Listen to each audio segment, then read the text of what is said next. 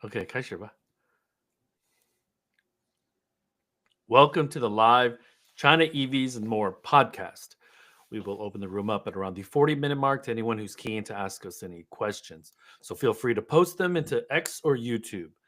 In the next hour or so, my co-host Lei Xing, a Beijing Lei Xing, and I will go over the week's most important and interesting news coming out of the global EV, AV, and mobility sectors. What Lei and I discussed today is based on our opinions and should not be taken as investment advice. For those that are new to the show, welcome. And to our loyal listeners and viewers, welcome back. We ask that you smash that subscribe button and like button so you don't miss anything from us in the future. Also, I am confident that Lei and I are two of the best in the world at doing this. So help us get the word out about this show to others. My name is Tu Lee. I'm the managing director at Sino Insights, a global management consultancy that helps organizations bring innovative and tech focused products and services to the transportation and mobility sectors. I write a free weekly newsletter that we pull many of our discussion topics from. You can sign up for it at sinoautoinsights.com, sinoautoinsights.substack.com, which of course I encourage you all to do. Lei, a jet lagged Lei, can you please introduce yourself? Yes, so I am in a semi jet lagged state. So if I say anything stupid or weird, please let me know. This is your co host, Lei Jing, former chief editor of China Auto Review, and this is episode number 190. And yes, Beijing Lei Jing sounded, rhymes nice, huh? And Beijing Lei. welcome to well, also welcome to a newly plunged into a EV too. Yes, yes, I'm yes. sure we'll talk about your ownership experience often on the show, but uh, well, we missed last week due to Thanksgiving, and we heard about the November sales. There's a few developments in several big global automakers, the kind of state they're in, uh, jet lag state maybe also. It's What let's do you call want to it talk the about first? let's call that the China funk. The China jet lag, huh? The Yeah, China the China funk. funk. Yeah, so let's start with November sales. Let's go over the numbers really quickly. Up and away. Well, for most, I guess. And no, actually, I think I posted something about a Tesla Model Y DD experience on X, and I think it's Tesla, as much as we've dunked on Tesla, I think they had a record high domestic sale, monthly high, Hmm. historical monthly high, in November. So, after all these time, after all these Model Y killers coming at it, you know, it's one of the ones that remain resilient and which also, given the recent additional 10,000 MMB discount, we know that it's setting up for the new Model Y that's coming sooner than people would think. And that's Tesla's counter attack. The new one plus the existing whatever's remaining on the discount side of it, the incentive side of it. Uh, and I think that stood out. I mean, everybody else, sure, BYD, Leap Motor, the Auto. I mean, they're where they are. So, So you just know, reminder that it was the second month BYD has gone over 500,000 units in a single month. Uh, and let's refresh people's memories, Lay. There's a cash for clunkers deal right now that's really helping the entire sector. Can you remind people what that Cash for Clunkers deal is? So there's two things. There's the scrap incentive, and there's also the trade-in incentive. So if you scrap your existing older emissions vehicle toward a purchase of an NEV or an ICEV, you get certain discount. It's higher for the NEVs, 20,000 MMB, 15,000 for ICEV with the internal combustion engine vehicle.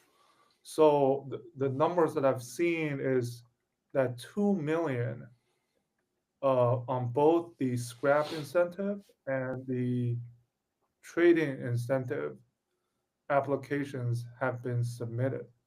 So that's 4 million vehicles right there. They haven't completely translated to sales yet, but we know that customers are, um, you know, using these to the full advantage, and the The other thing OEMs that are depending on these, to drive sales. the other thing that I think is important to note, Lay, is that we're looking at likely a 26 million unit uh, sales market in China this year. And regarding Tesla, when you say new Model Y, their new definition is a lot different than most other OEMs new. We would Hmm. almost look at it like a minor refresh, front fascia, rear Hmm. fascia, some interior changes. But normally, in a traditional sense, an OEM does small refreshes or minor refreshes every year, every 18 months, every 24 months. And then every third, fourth, or fifth year, they'll go big. Some companies wait 6, 7 years before they do a major refresh. And if we look at this from an operations standpoint, we're talking year to year, there might be 200 or 300 parts changing, 400 parts changing on a car. On a major refresh, we're looking at thousands of parts. And so Tesla's new just because number one, a lot of their refresh has probably to do with software and hardware on the technology Hmm. side. And then the physical and invisible changes are still fairly minimal. Is that going to be different this time around with the Model Y? Because they're so dependent on the Model Y, not only for the United States, but for China in order to really be able to keep this leadership position that I'm afraid if they don't make some major changes or upgrades to the Model Y, it might flop or it might not give them the bump in sales that they're looking for. So to be clear, Tesla in the Chinese market is in fact, a Model Y market. The Model Y predominantly or accounts for, I don't know, domestic sales, a significant portion of the domestic sales of Teslas in China. And you mentioned something about how long that continues. This driver that was driving on the DD. I mean, he said something that it it happened in the ICE age when the Chinese consumers, when they first started buying vehicles, and the foreign brands uh, were the dominant force, the consumers would say, "Okay, I trust this international brand." Uh, Now that's no longer the case, and so for Tesla, this driver, he said, "No, I trust Tesla as a established EV brand more than some of the Chinese brands." So the question is, when does that end? When does that trust end, right? Where it gets killed, if ever. Same thing what happened with the jet lag or the funk that for most of the foreign legacies are facing. Uh, so I think that's something I thought was still haven't gotten over that yet, but I mean these whole bunch of brands are combining to push the envelope right a little bit. And when does Tesla break? We haven't reached that point yet, but it's I think it's something to watch. So I'm going to uh, maybe make an amendment to what you're saying. I don't think that there's a loss of trust. I think there's more of other players that are building trust. Yeah, So I don't know if that ever happens, Lay, but for so long in the United States, Tesla has really been the only player with a viable product in the market. In China, that's not the case. And to add to your point about China being a Model Y, China is a crossover SUV country, and so crossover and SUVs kind of dominate from a form factor standpoint and the sales side. But to your point, Neo's getting in there, Onvo's bringing excitement, Mona's bringing excitement, and so you're and Xiaomi, right, is probably the epitome of how quickly things can change. But what we still see is BYD and Tesla still above everybody else, and then Xiaomi probably taking a lot of sales from a dozen or 18 brands that you and I kind of talk about offline because their sales aren't significant enough or they're pretty local. So yeah. And then speaking of right, it's crossover. What the two best-selling models from Expo are not crossovers; they're sedans.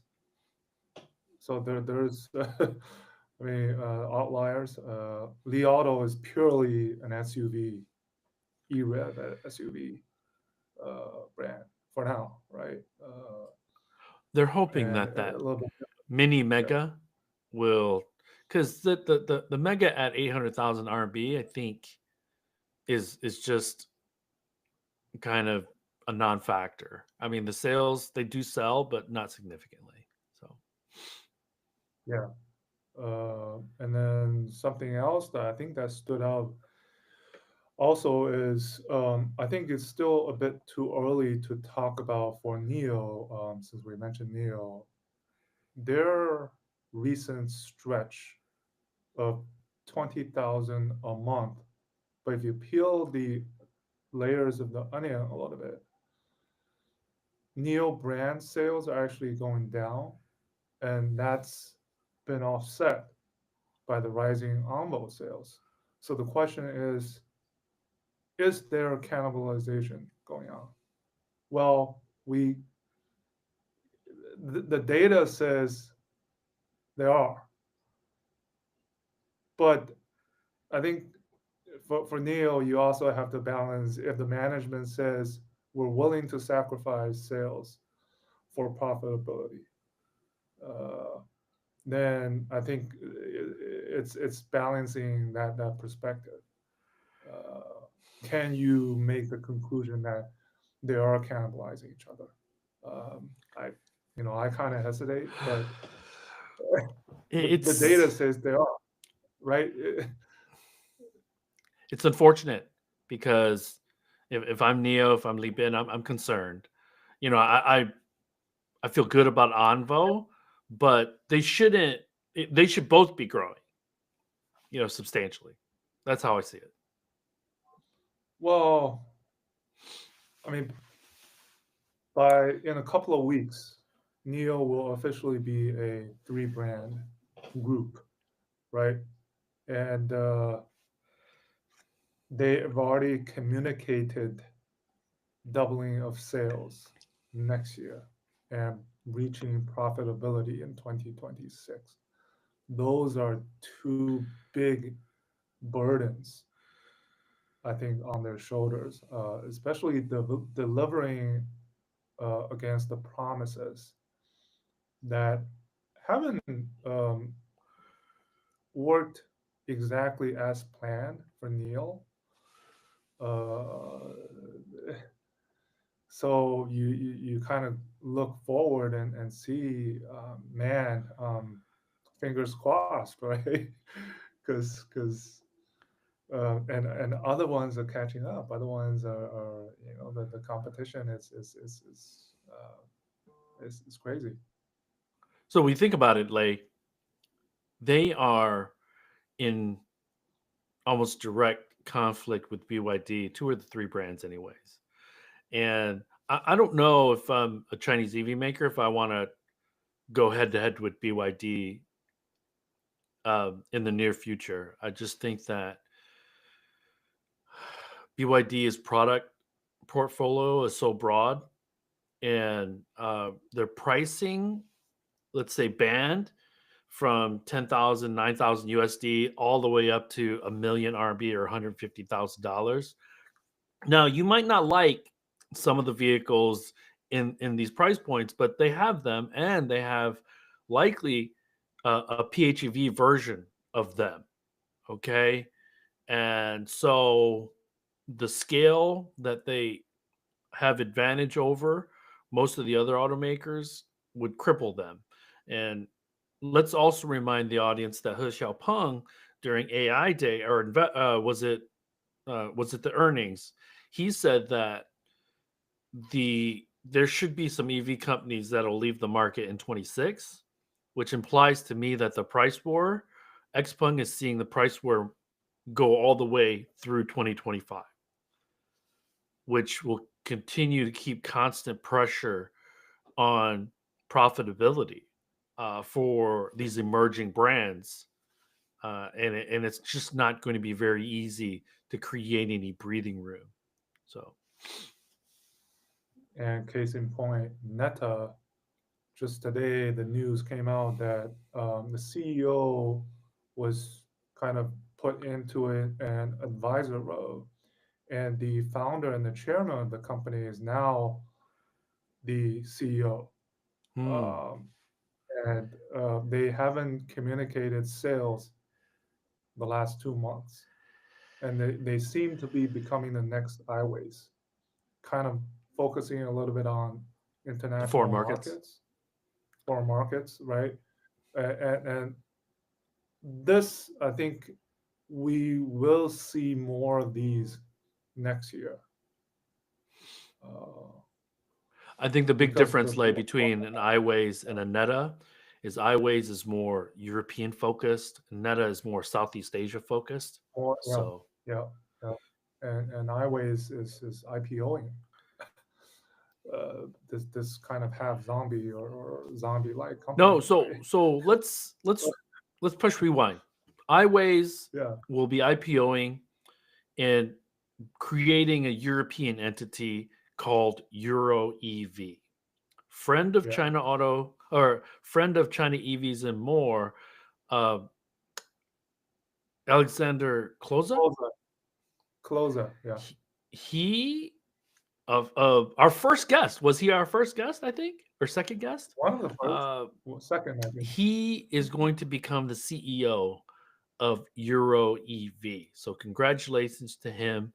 But that doesn't take them out of the woods. And to me, it's not a real change in entity. It's still a Chinese EV company, but it's a veneer that maybe they're hoping will help them a bit more in some of the non-European markets. But iWays has uh, a huge hill to climb.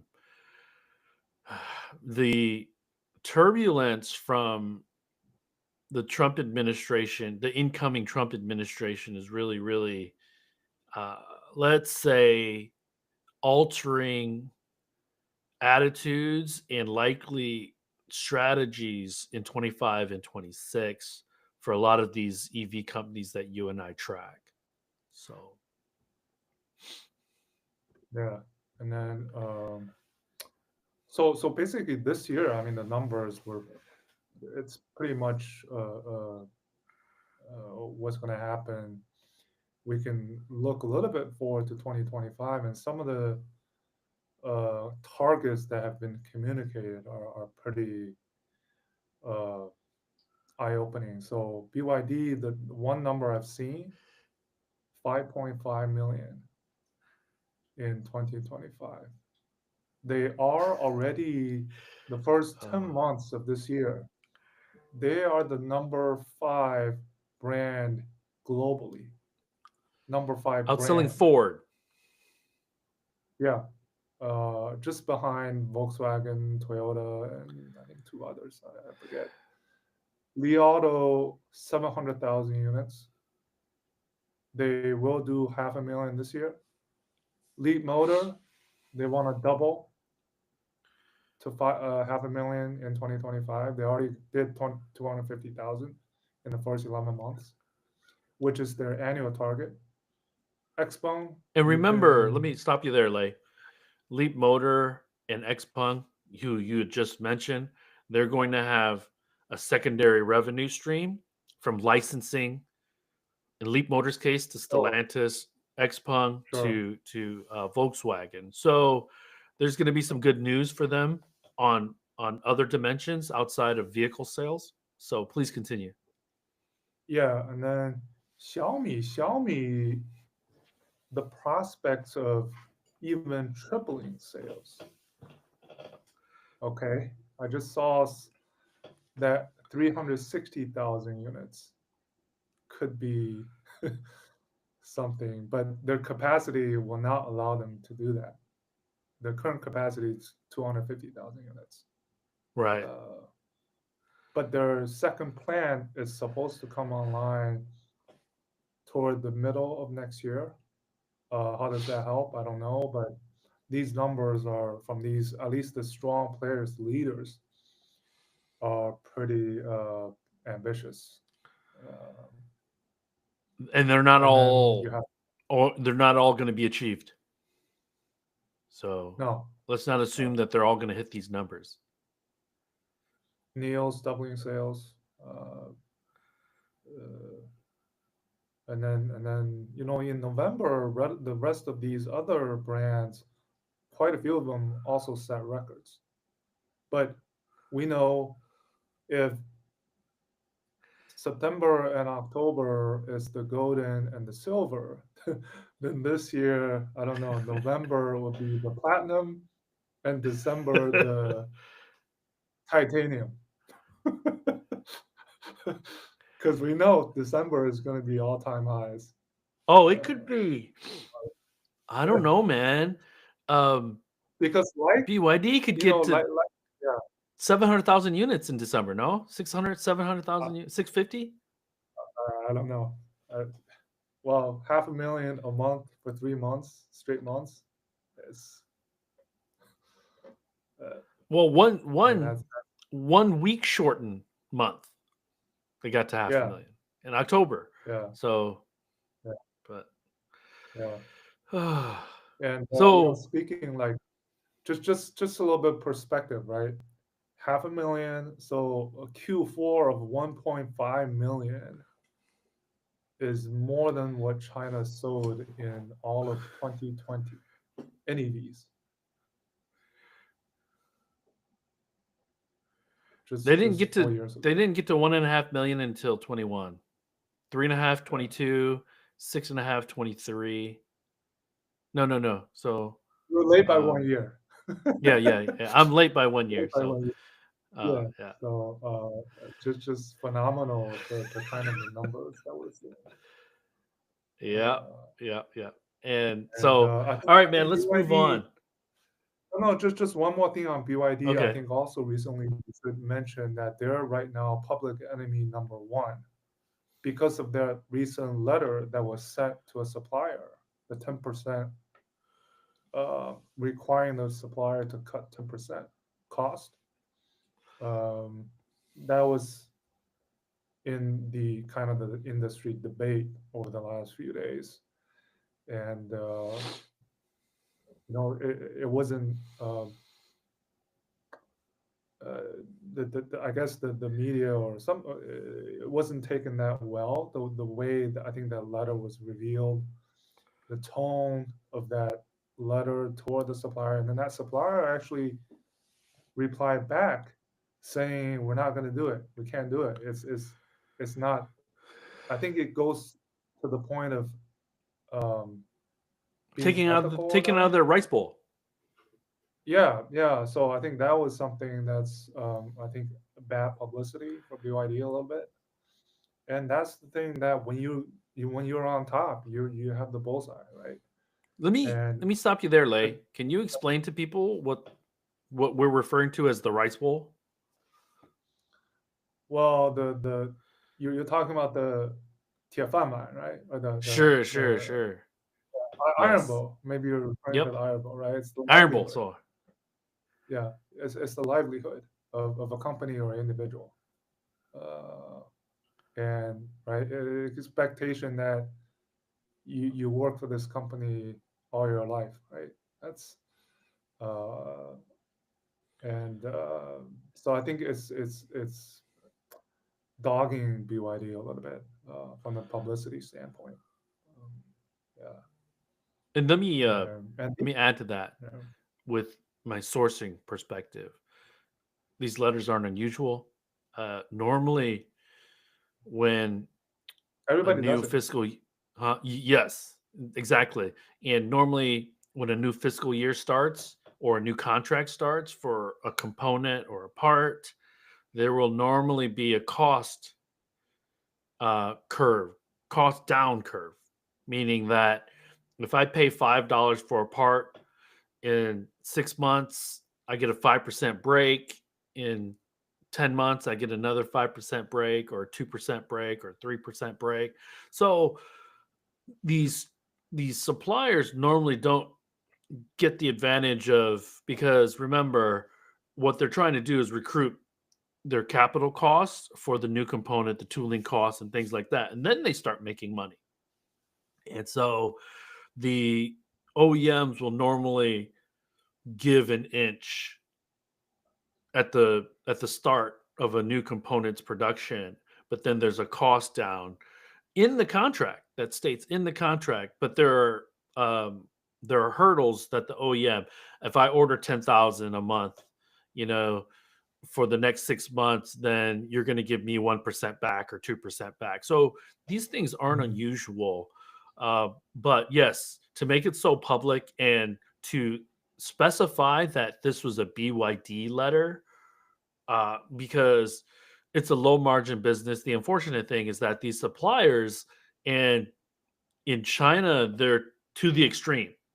These suppliers are stretched really, really, really, really thinly. And most of these suppliers are the 10th the size of an OEM. Okay. Even big behemoths like Bosch and Conti are much, much, much smaller than a Volkswagen group. So you could get crushed.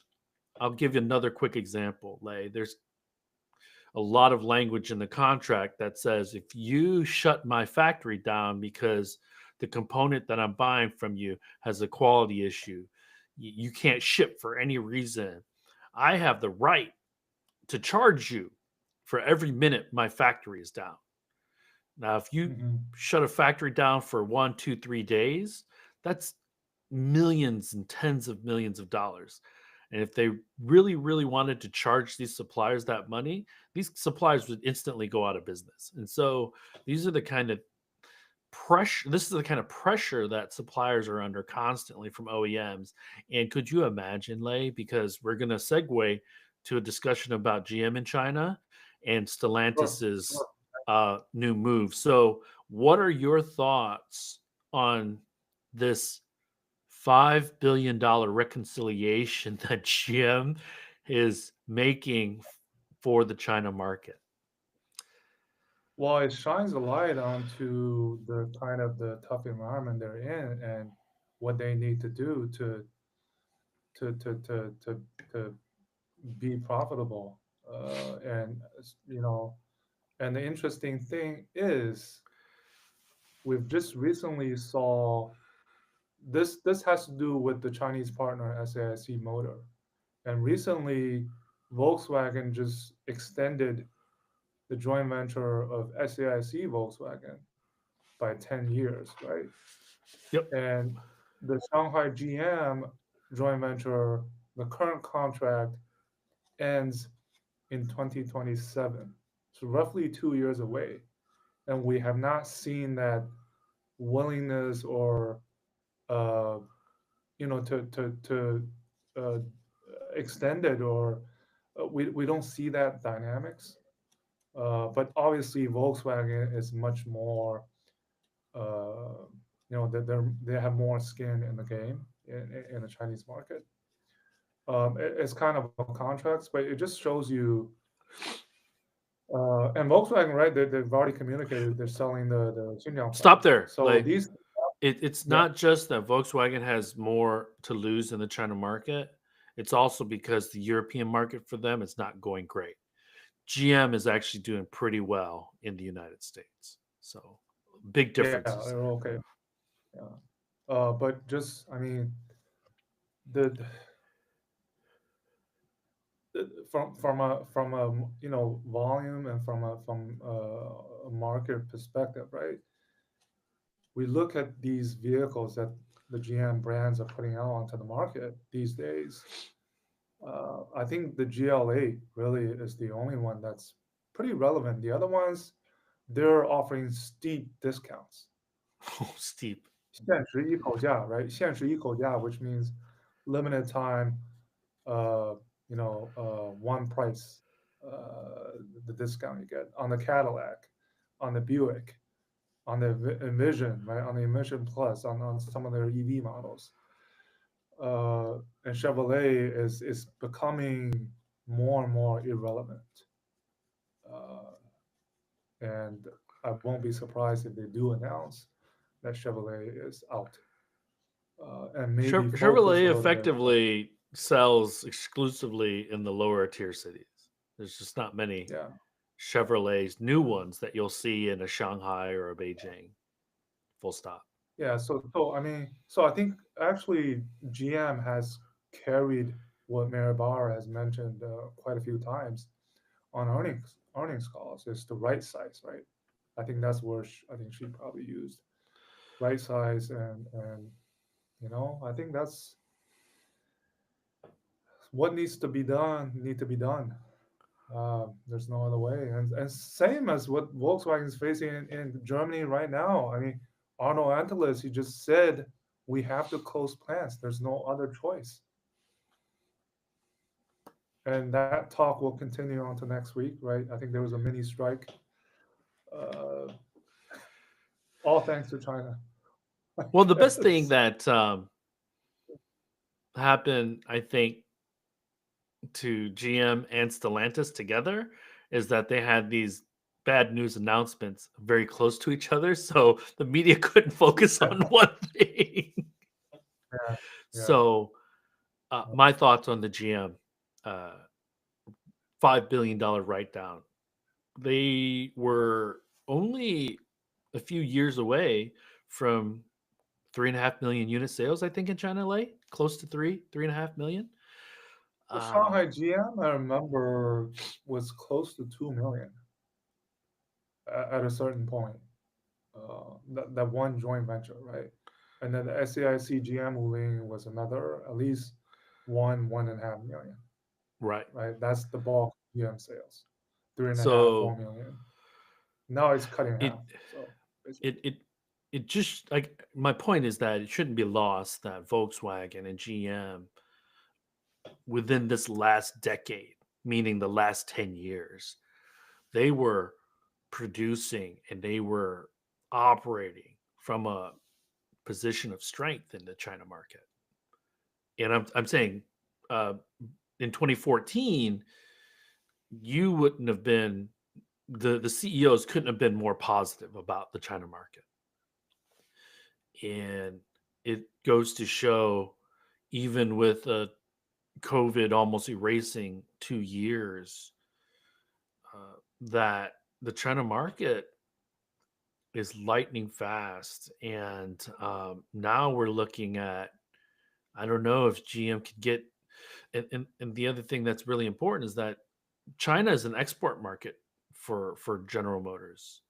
So when they Yeah, talk about these sales numbers, number one, they're selling a lot of Baojuns and Wulings, which are sub 15, sub 20,000 US dollar vehicles. So they're not high margin vehicles.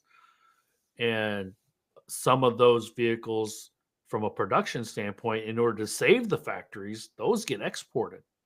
And these Wulings will get rebadged to Chevys. And the Baojuns, I think, get rebadged to Chevys. And I could be wrong about that. I'll yeah, verify that. But I think it's the right thing to do. It's a tough pill to swallow. It needs to be swallowed. I also think that Steve Hill, who came in recently for General Motors to manage the China operations, I think he's there specifically to figure out what to do next with that SAIC contract.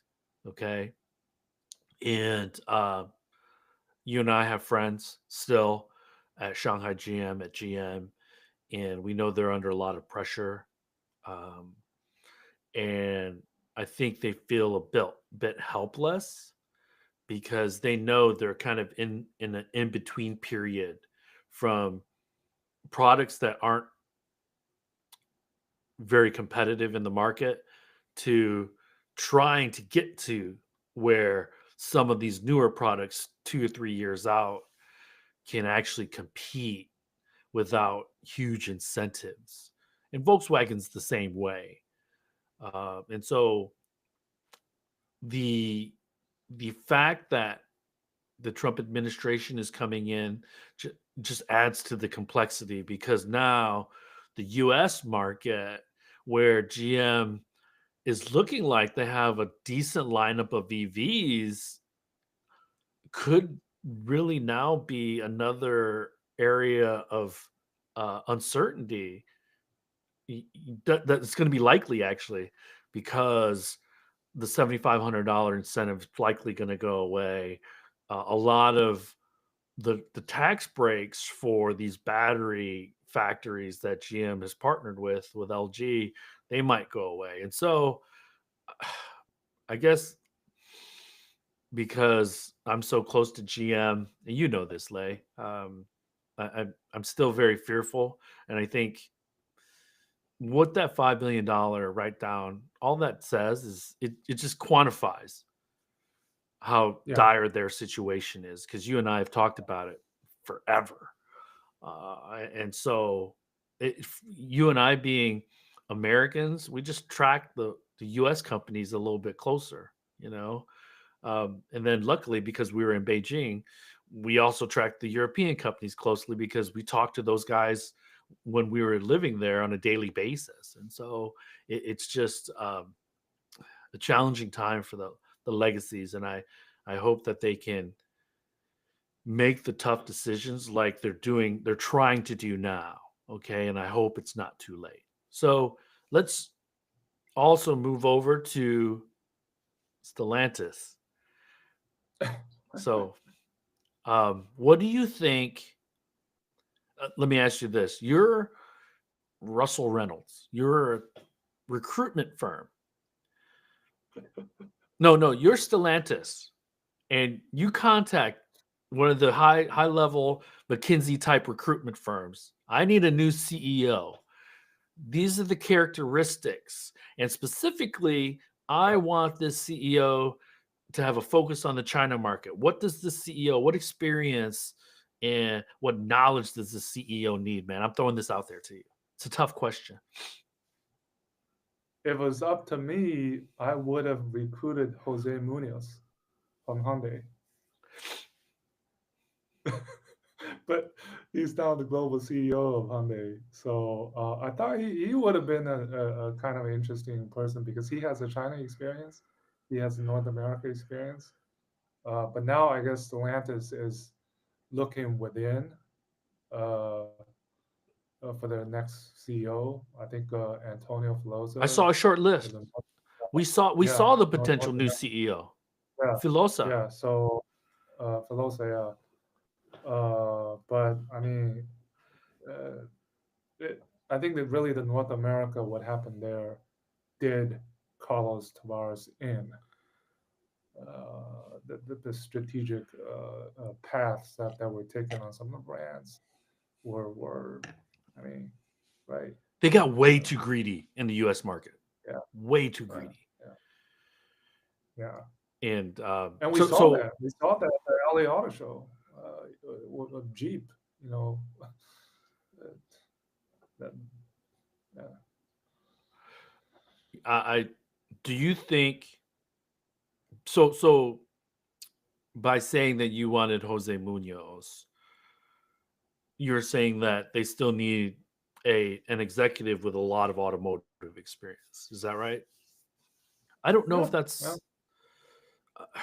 I think manufacturing, understanding manufacturing, is important, and but I don't necessarily think you need a 30-year auto guy. I'd like to see somebody a bit less colored by the traditional automotive space from an experience standpoint. So some of the other people that they had, I read this article. Jose was one of them, but if I was Jose, I don't think I'd leave Hyundai to go to Stellantis. Hyundai has its Um, own challenges. I mean, if we look at the yeah. global, China being one, exactly. Right? We talked about it last episode. So, So you know. the last thing we can bring up, just because we're talking about struggling legacy brands, is Nissan. So you've heard about that situation. They probably have about a year's worth of cash. Anecdotally, Lay, I went to the Troy Motor Mall, which is about 3 miles away from me because I went car shopping, as you know.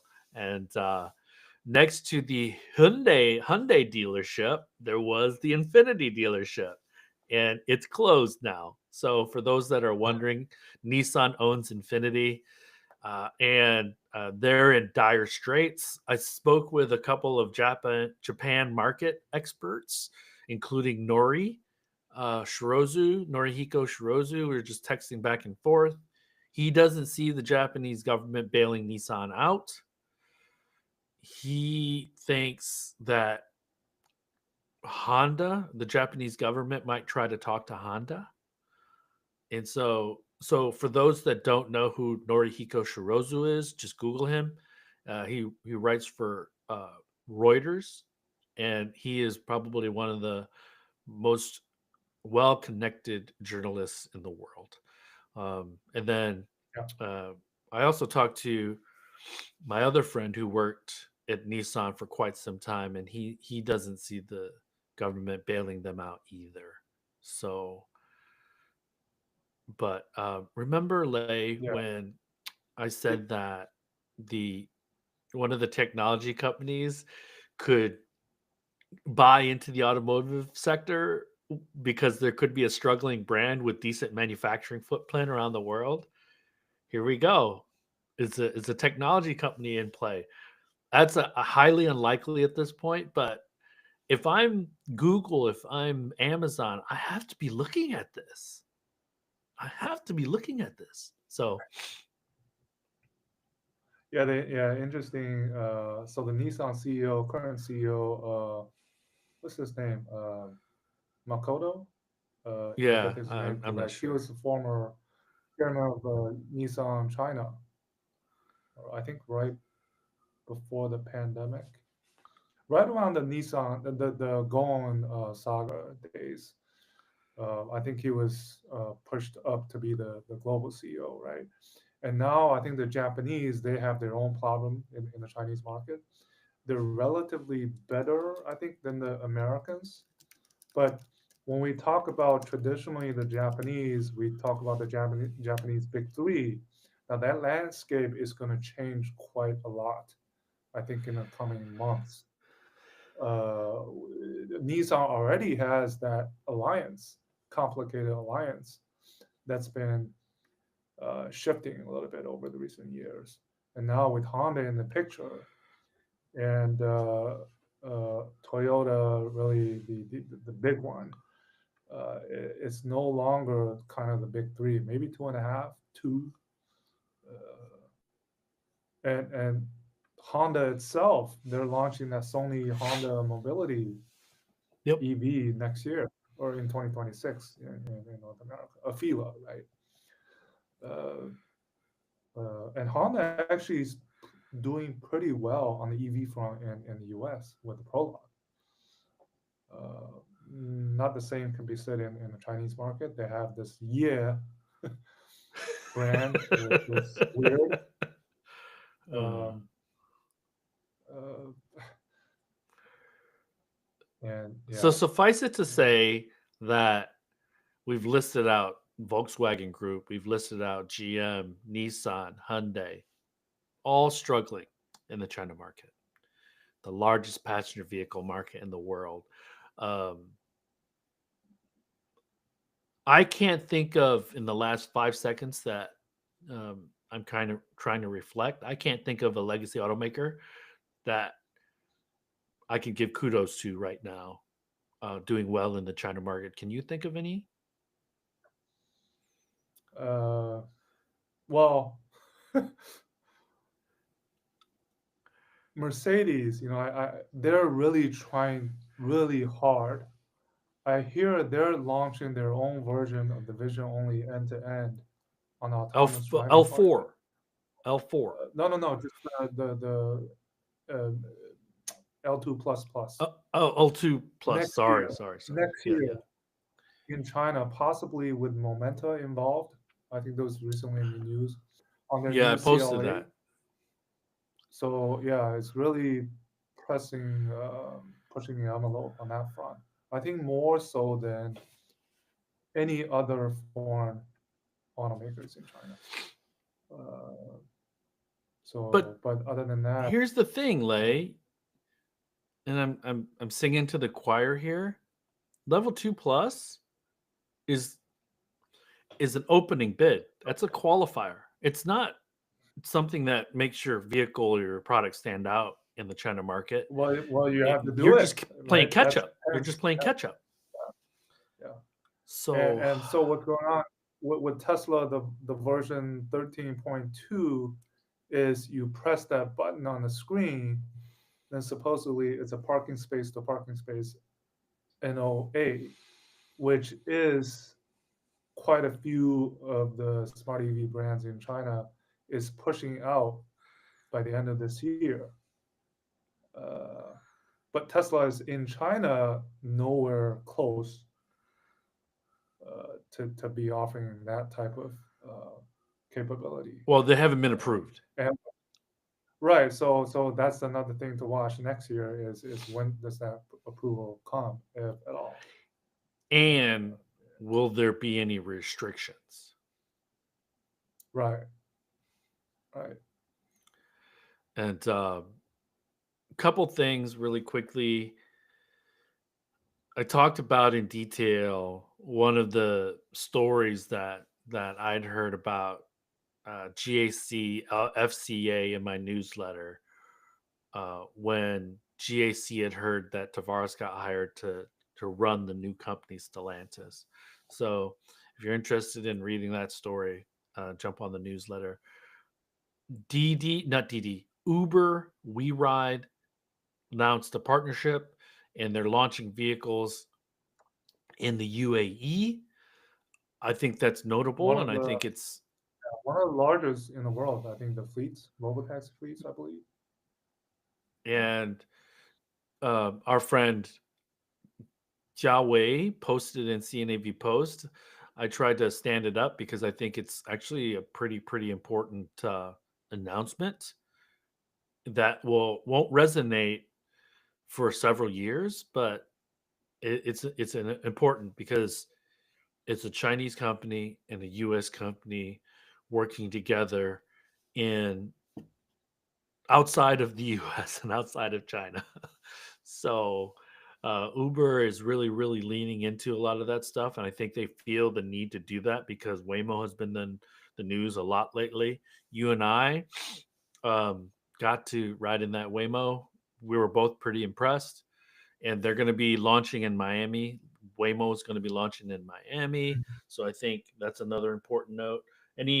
Any last things that you wanted to bring up? No.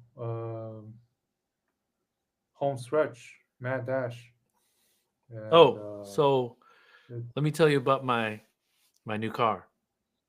yeah, share some of your early experiences or So headaches, perhaps. for those that do not know who haven't read the newsletter, I got an Ionic 5. I have a 13-month lease on it. It was right now the deals for EVs in the United States are pretty crazy. And Yeah. so it's 13 months. So short term, uh, what else? I'm paying about 400 a month for a Ionic 5 Limited all-wheel drive. The range isn't great. It's actually pretty terrible. It's about 250 miles. The charging infrastructure, I'm pulling my hair out around where I live. Uh, and I'm still very frustrated on why they call it a 350 kilowatt charger when it only sends me 60 to 90 kilowatts. And I've seen where there's no other cars plugged into the entire charging station. So Are you you're going talking to ask about Electrify America or other EVgo. CPO, I've used EVgo? EVgo a couple times. Electrify America is not in Michigan. They have very few charging stations in and around where I live. And I don't live out in the boonies. I live right off of I-75. For those that are Americans, I-75 goes from the top of almost the top of Michigan all the way down to like Miami. So it's one of Yeah. the longest highways or interstates in the United States. Can you So charge on the Tesla network or no? I think I can starting in 2025. So Oh, I've been because trading text remember messages. yeah, Go ahead. no, remember the Ionic 9 has the native NACS. But I Yep, guess the Ionic 5 does not. You still need not yet. a I adapter. think that's a 26 model year thing. And then Yeah. so I've been trading text messages with State of Charge. Remember Tom Malogny? So he's recommended me a level 2 home charger, and he's recommended me Okay. a dongle or Cool. an adapter. So I'm going to buy those. Adapter. I have somebody coming today to look at my garage to see what I need to do to get it and get a charger installed. And it's already started snowing in Michigan, and so it'll be interesting to see Yeah. the charge levels. But the reason I chose the Ionic 5, I was hemming and hawing about the Model Y because that was likely going to be the car, but the 13 months and um, just wanted to check out. Yeah, I've always liked the Ionic 5, and it was just so cheap and convenient for me. And so we'll tell you. So sorry, I keep on stuttering here, but the interior is awesome. The fit and finish is Yeah. great. Oh, UX and design is, the knobs and the buttons because on the center console, right below the screen, there's these like touch buttons, very light touch, yeah. and the words are backlit, but the Mhm. buttons are silver. So when it's not at Okay. night, it's kind of hard to see. And because Uh-huh. I'm new to the vehicle, I need to look and see what I'm pressing. And it's so and then a couple of so when you click into the infotainment system and it's like 3 layers deep, click, click, click to get to where you need to. So that just shows a lot of inexperience on user experience design for vehicles. And so but my expectations are probably a lot higher than other people's. But overall, I've only had it, I think, 4 or 5 days. It's been great so far. The kids like it. Have you been driving it regularly? I've driven it 3 days straight. Oh, okay. And so Wow. mm, mm, Keep on the home experiencing. charger will make my life much, much, much simpler. So, Well, and that's the way then to do it in America, because yes, you know, you, a lot of people own their own homes, and right, why not? You have your own gas station, basically. oh, the one thing, the last thing that I'll talk about is that the state of California is looking to restart their subsidy program or tax incentive program for EV purchase in case the Trump administration cancels the $7,500 rebate. And one notable exception, or one notable wrinkle, or to the new policy would be Tesla vehicles would be excluded from that subsidy. And so I'd written on LinkedIn that if I were a legacy automaker, I would send so many lobbyists to Sacramento to push Gavin Newsom to make that happen. And then I'd study the California market and create, or look at all my production for 25 for California, and just put the features that my customers seem to like, the California customers, and then front load my 25 production to build those and then ship them to California with some sort of incentive, additional incentive, so I could steal market share Yeah. from Tesla in 25. So, man, it's an Well, interesting time as I always. think that So, the sales in California are down a little bit, if I remember correctly. The um, market share is falling slightly, right? In yeah, the entire it's U.S. Uh, so Hyundai, Kia, California is a Tesla and a Hyundai BEV country sure. or state. So, um, because the Hyundai dealership that I got the Ioniq 5 from, they're like a top 15 dealership. And the sales guy told me that Texas and California have most of the largest Hyundai dealerships. So, Mhm.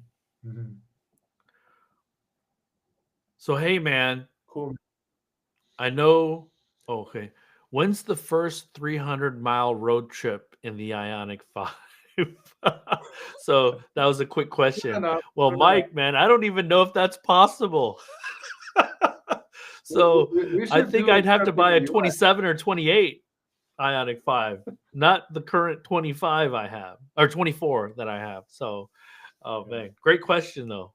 No, But what I was saying, when do we get to do the same trip, similar to Beijing, Shanghai, without Beijing, Shenzhen, without any issues?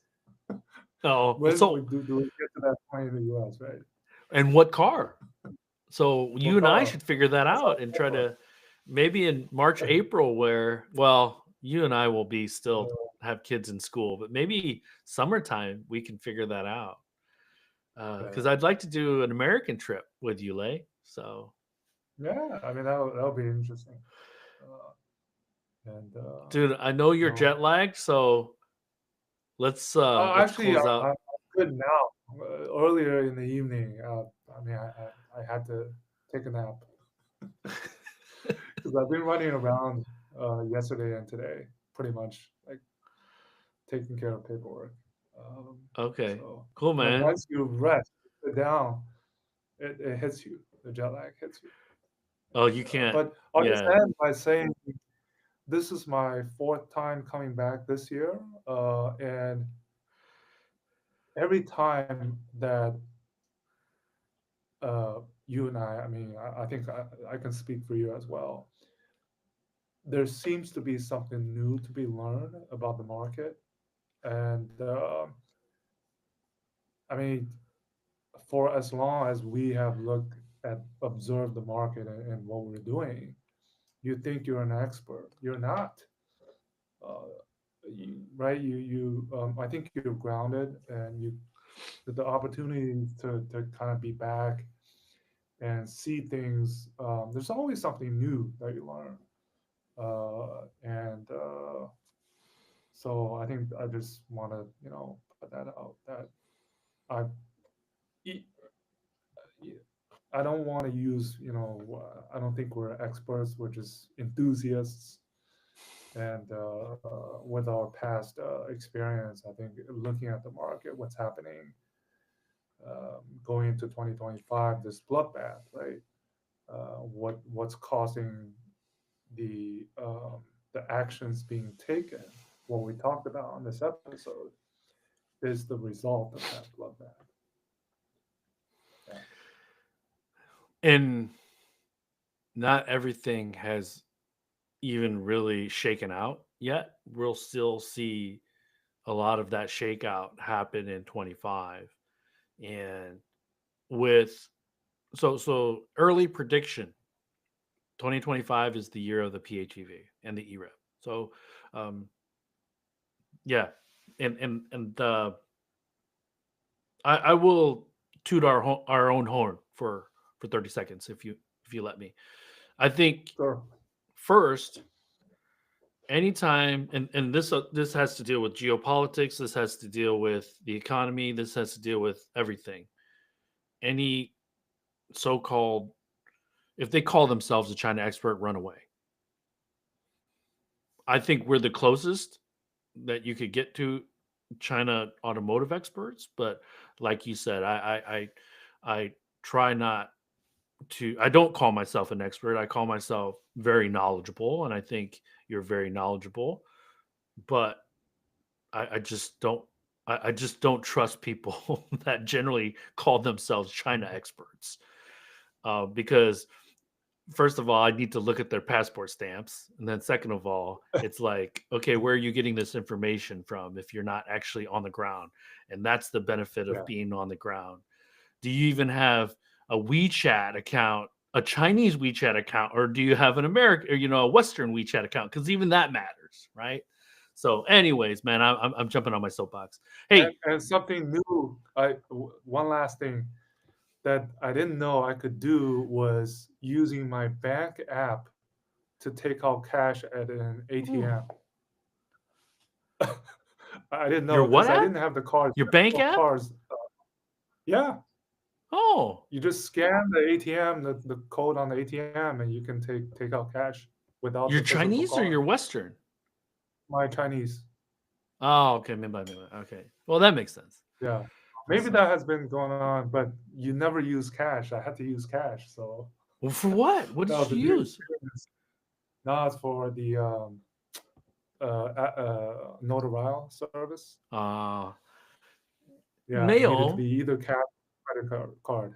没有微信复制 No, not in this embassy that I went to today. Oh man. Oh my god, that is Because crazy. That is you're not crazy. allowed to bring phones inside, so you have to have Oh, cash. Or, yeah, that makes sense. yeah. I totally forget, and then I had to leave. But I mean, I digress. So there was this. I will also mention this. The highest denomination in China is 100 RMB, and so that's effectively like a $16 bill. Yeah, That's the highest denomination. In the United States, there's 100. And I was told early on when I moved to China that they didn't want high denominations because it would be easier to move physical money in bags. And so well, and it's becoming less valuable, right? Because with the depreciation of the renminbi in recent days and weeks, it's going to go down even further, I think. So so part of and I'll make this comment and then we can close out, which is going it has really created a lot of scrutiny from the countries because when the yeah, RMB is devalued, exports from China are cheaper. Okay. benefits. And we Yeah, already see scrutiny on vehicle exports. And then if they devalue the RMB, then it makes it even the delta even more. And so the the Chinese government is quite a balancing act that they need to kind of sort out in 2025, especially as the threat of tariffs from the United States on a broader set of products and protectionism from in Europe and Canada Yeah, for EVs and stuff yeah. like that. So always interesting, man. But hey, glad you made it over to Zhongguo, and I'll talk to you on DMs, man. Have a good evening. Good morning, good All afternoon, good right. evening, everyone. We will talk with you next week. Same here. Bye bye.